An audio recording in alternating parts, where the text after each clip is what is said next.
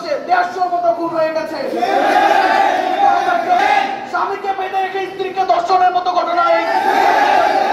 কাউকে হত্যার শিকার হতে হবে, তারপরও এটা আপনার বৈষম্য বিরোধী বাংলাদেশে এটা সত্যি ন্যাক্কারজনক ঘটনা।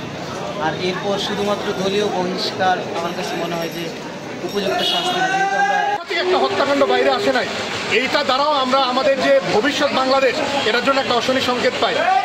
তো সবাইকেই বলতে চাই, যারা ঘটিয়েছে এবং যারা জিনিসটাকে ধামাচাপা দেওয়ার চেষ্টা করেছে, আপনারা ইতিহাস থেকে শিক্ষা নেন। জুলাই মাস চলছে, শিক্ষা নেওয়ার অনেক সুযোগ আছে, নাইলে পিঠের চামড়া কারো থাকবে।